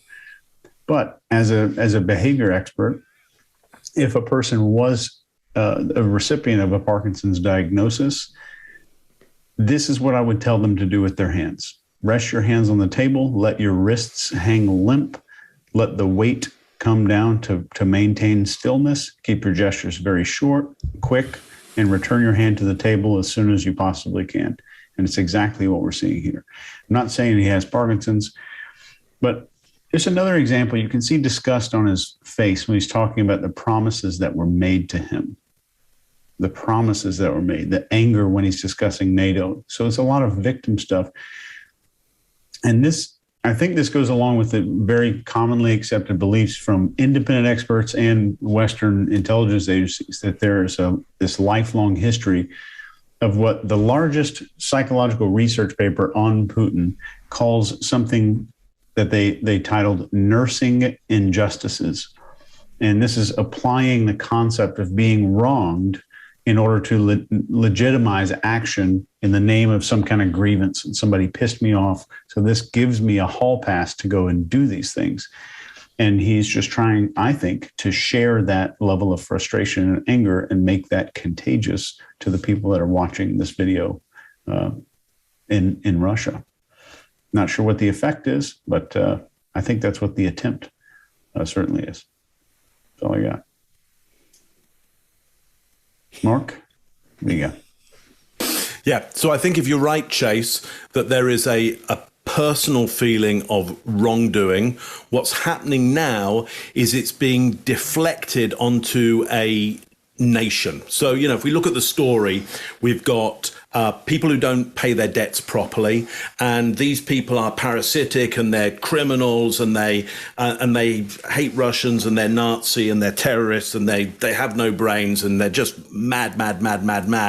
But behind all of that is another group who don't keep the deal around keeping those people in their place as well. And so there is this deflection onto the US are anti-Russian. Now, I don't think, to your point, Chase, I don't think he truly believes that to be accurate, because we get this movement of his tie and a shift around that area. So I don't think he's as confident as he wants us to feel that is the real problem, that the US are anti-Russian. I absolutely suggest he's saying it. He did say it. But I think that consciously or unconsciously, he knows that he feels there's a direct attack on him, not a direct attack on his people. He's uncomfortable, I think, with how big that statement is. And I see that in this out of baseline for him, movement of the tie and move. We don't see it, certainly I haven't seen it in any other place around here, and it's around such a big statement. If I were making that statement and I believed it to be true, I wouldn't be moving around at that point. That would be my moment to say, here's the perpetrator, here's the person who's really in command, who's the group who's in command, and I would knock that right down the camera. He kind of fidgets around on that. Напомню, еще в апреле 2008 года на Бухарестском саммите Североатлантического альянса США продавили решение о том, что Украина и, кстати, Грузия станут членами НАТО. Многие их европейские союзники США уже тогда прекрасно понимали все риски подобной перспективы, но были вынуждены смириться с волей старшего партнера. Американцы просто использовали их для проведения ярко выраженной антироссийской политики. Ряд государств-членов Альянса и сейчас весьма скептически относятся к появлению Украины в НАТО. При этом из некоторых европейских столиц мы получаем сигнал, мол, что вы переживаете, это не произойдет буквально завтра. Ну, собственно, и американские наши партнеры тоже об этом говорят. Хорошо, отвечаем мы, не завтра, так послезавтра. Что это меняет в исторической перспективе? По сути, ничего. Более того, нам известны позиции и слова руководства Соединенных Штатов о том, что активные боевые действия на востоке Украины не исключают возможности вступления этой страны в НАТО если она сможет соответствовать критериям Североатлантического альянса и победить коррупцию. При этом нас раз за разом пытаются убедить в том, что НАТО – это миролюбивый и сугубо оборонительный союз. Мол, никаких угроз для России нет. Опять предлагают поверить на слово. Но реальную цену таким словам мы хорошо знаем. В 1990 году, когда обсуждался вопрос об объединении Германии, советскому руководству со стороны США было обещано, что не произойдет распространение юрисдикции или военного присутствия НАТО ни на 1 дюйм в восточном направлении. И что объединение Германии не приведет к распространению военной организации НАТО на восток. Это цитата. Более того, скажу сейчас то, о чем никогда не говорил публично. Скажу об этом впервые. В 2000 году, во время визита в Москву уходящего со своей должности президента США Билла Клинтона, я спросил его, а как Америка отнесется к тому, чтобы принять Россию в НАТО? Не буду раскрывать все подробности той беседы. Но реакция на мой вопрос внешне выглядела, скажем так, весьма сдержанной. А как американцы реально отнеслись к этой возможности, фактически видно на их практических шагах в отношении нашей страны. Это открытая поддержка террористов на Северном Кавказе, пренебрежительное отношение к нашим требованиям и озабоченностям в сфере безопасности в расширении НАТО, выход из договора по ПРО и так далее, и так далее. Так и хочется спросить, зачем? Зачем все это? Ради чего?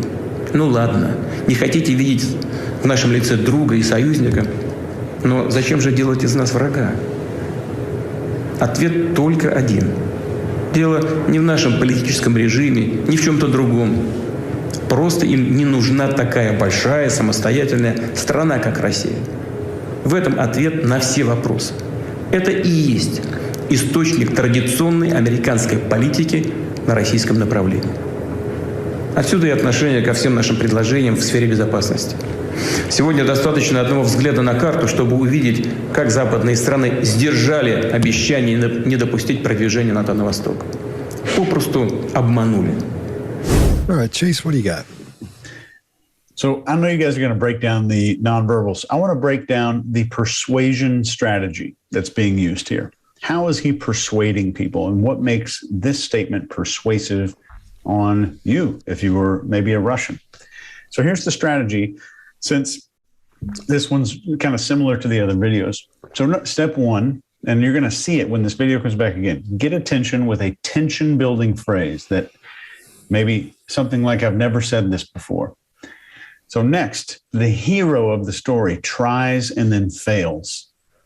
And next, the hero starts to feel bad, and he communicates this to you. He makes you start to feel it with him. He pulls the empathy in because he sucked you in from the beginning. I'm opening up and I'm saying something I've never said before, which makes you might open up a little bit more, especially if you have empathy. So next, the hero is betrayed by the people that he wanted to join over and over. The hero is betrayed. And then revert to questions to direct your focus, telling you exactly what you should be considering. And you'll hear that as the next step. Finally, the big giant country, unwanted by the others.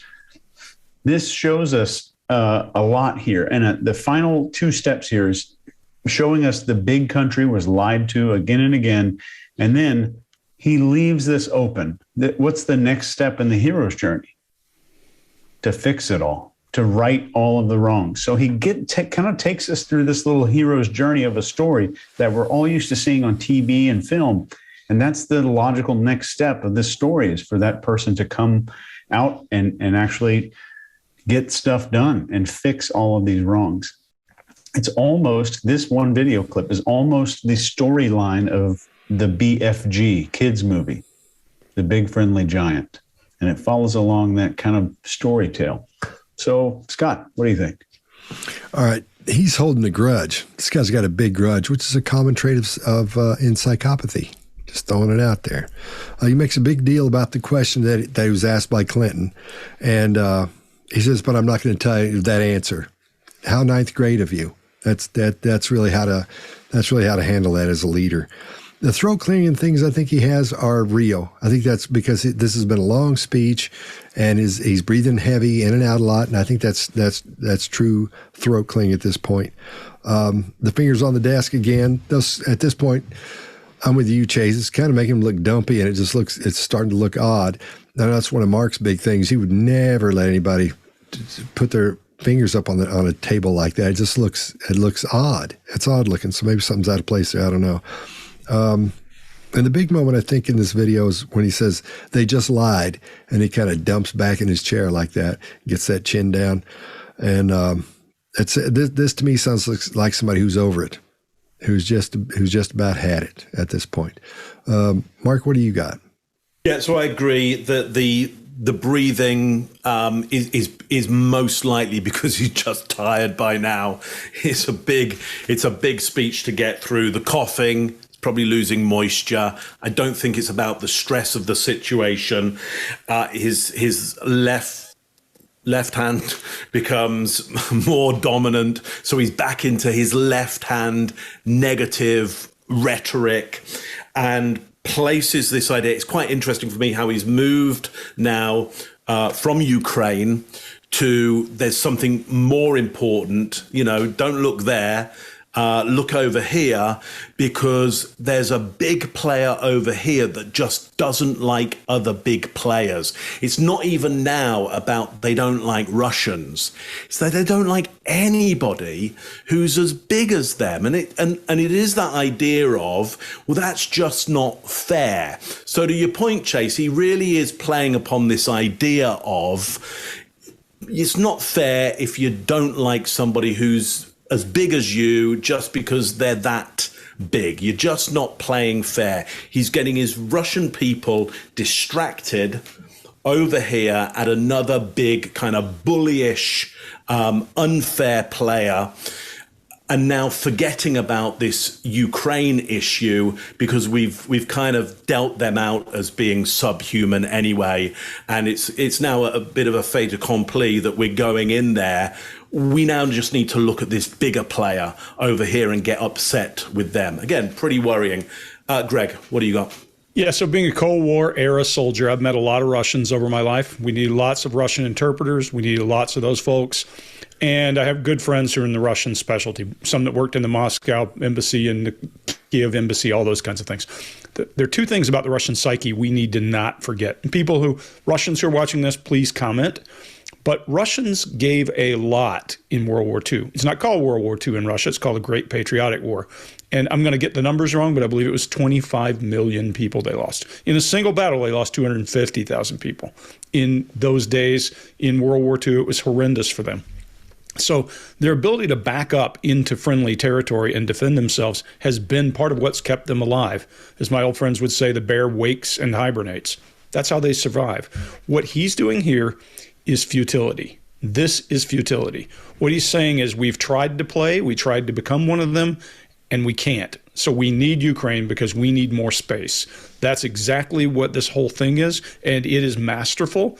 He is doing something that you classically do. Look, I don't want to tell tales out of school, but right, I'm only saying this because I have to, because Clinton said something to me, and I'm not even going to tell you what it was, but it was inappropriate. His brow shows concern, and he does kind of a half smile that's contempt or something there, and then he withdraws his lower lip just as he's saying that.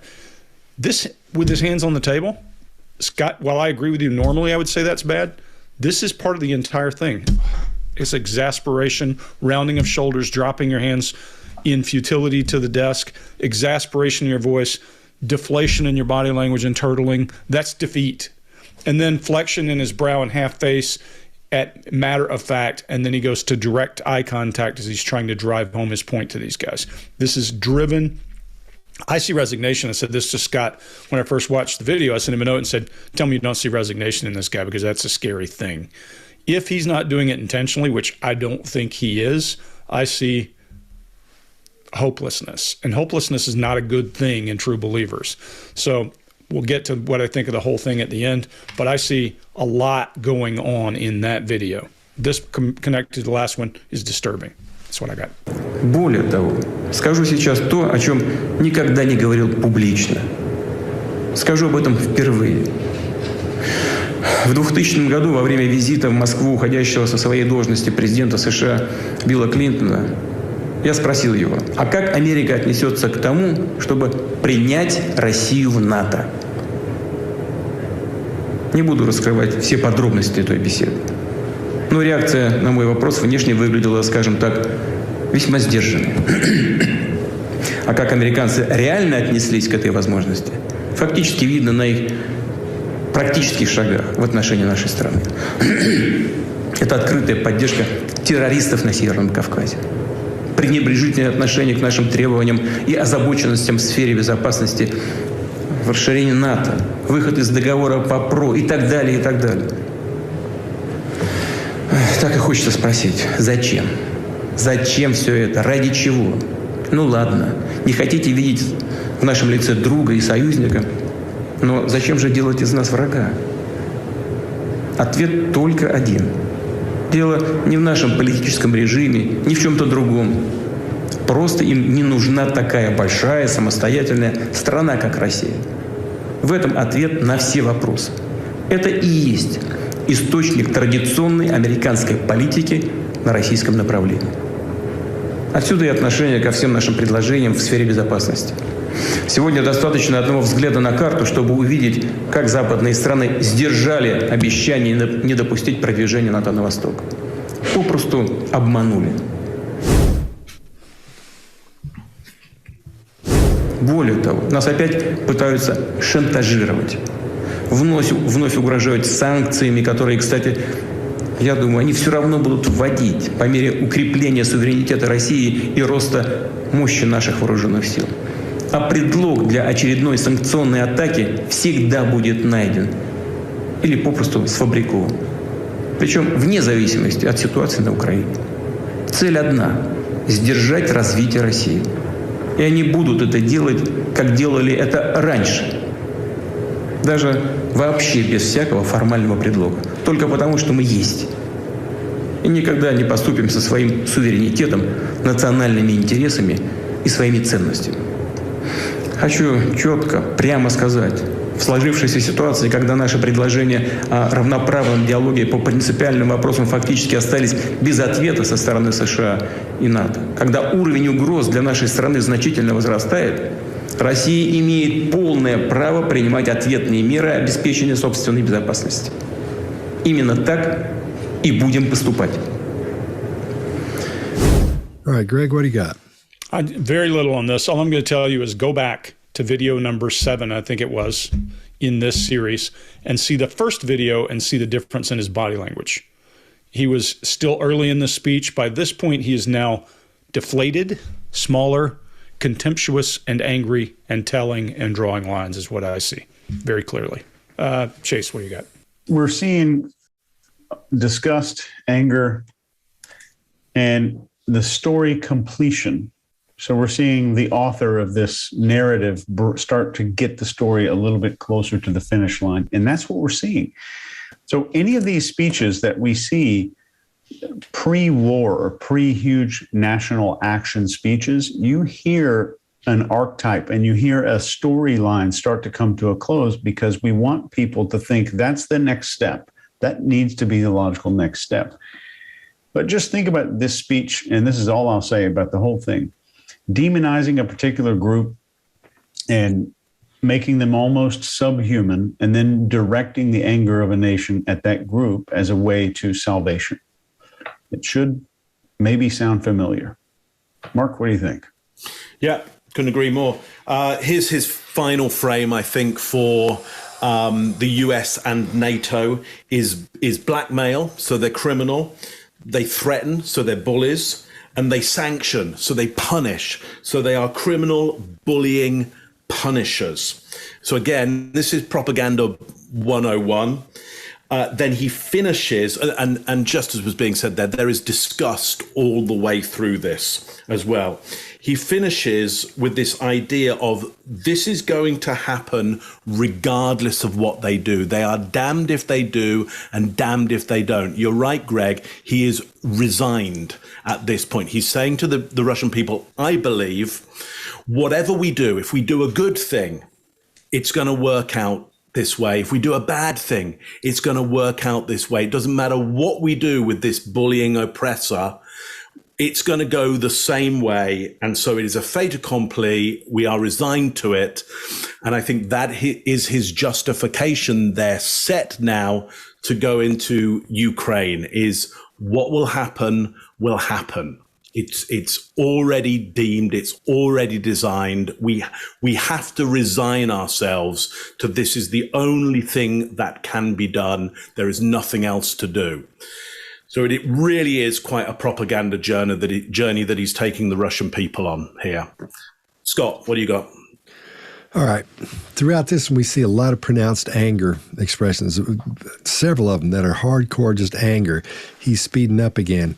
And he's laying out all the reasons he has a right to retaliate against the U.S. if we step in or if anybody steps in. He's saying this is why we can do this. His voice is strong and clean and clear still. And I think his facial expressions are telling us everything. And I think at this point, he points out everything the U.S. does and how everything we do is negative against Russia. And so I agree with you. I think at this point he's just resigned to it. And yeah, it makes sense, Greg, that he's defeated. He feels he's deflated and feels defeated. I think he's over it, but I still think he's locked down, trying not to show as much as he can try not to show at this point. Более того, нас опять пытаются шантажировать.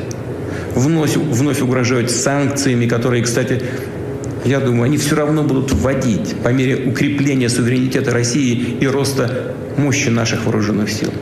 А предлог для очередной санкционной атаки всегда будет найден или попросту сфабрикован.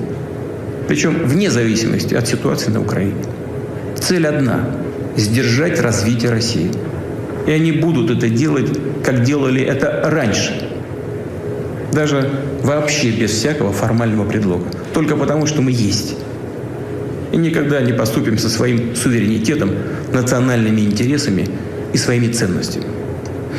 Хочу четко, прямо сказать, в сложившейся ситуации, когда наши предложения о равноправном диалоге по принципиальным вопросам фактически остались без ответа со стороны США и НАТО, когда уровень угроз для нашей страны значительно возрастает, Россия имеет полное право принимать ответные меры обеспечения собственной безопасности.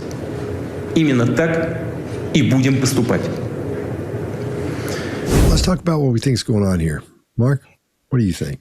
Yeah, if I were to direct you back to any video, it would be video 8, where we went through that series of metaphors and ideas that are classics for if you want to justify going into a separate territory and destroying a people.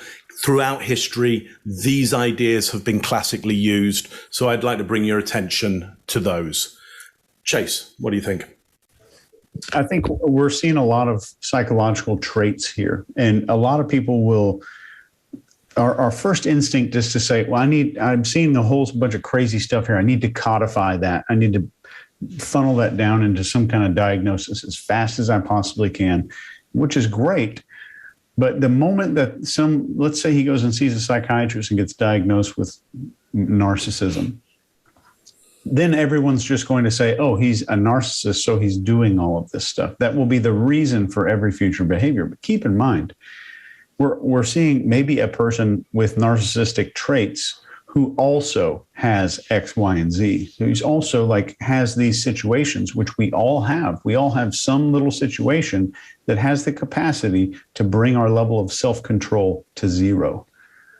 And there's a lot of that stuff going on in this situation. So outside of the mental behavior, there's other things going on, but that maybe the misdiagnosis or this psychology is largely at play. But there's some other stuff that are going on with this person's life and how they grew up. Greg? Yeah, guys, I always say it doesn't matter what you got. It's what you do with it, right? So it doesn't matter if he's whatever he has. What he has, we know for sure, is the ability to make rational decisions. He's gotten somewhere through making some rational decisions to get him to places.